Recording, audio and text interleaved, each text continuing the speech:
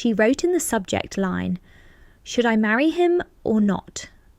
A proposal has come for her and she is asking for my advice. I think she herself is unsure whether she should agree to marry him or not. The situation is that the man has already been divorced and lives in a foreign Western country. I won't mention the name of the country to keep things general. Regarding his first marriage, it is known that just 2 weeks after the wedding, his first wife said she was leaving. Now, the girl who received this proposal told the man that she would like to speak with his first wife.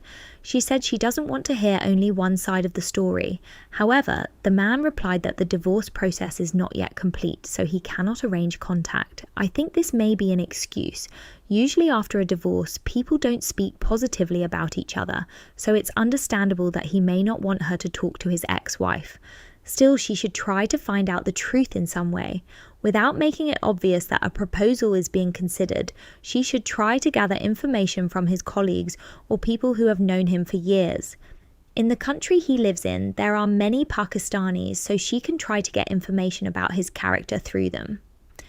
The second red flag is about work. She mentioned that she is currently teaching and wants to continue working part-time after marriage. However, the man has clearly said that he does not want a working wife.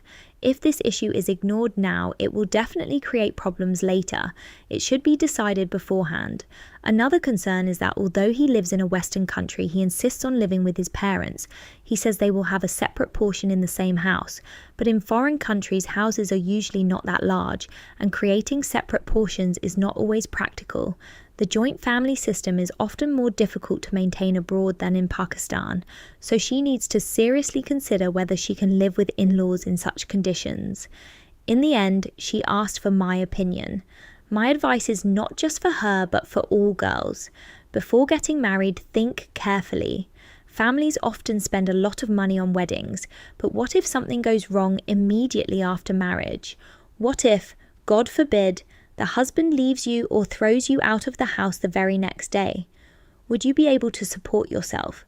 Would you have financial independence? Marriage should not be entered blindly. It is important to be prepared for the worst case scenario.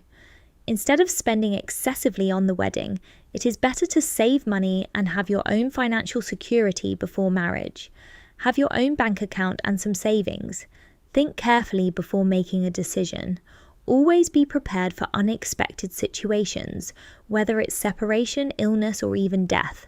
Ask yourself, if everything goes wrong on the second day of marriage, will I have something to stand on or will I be left with nothing?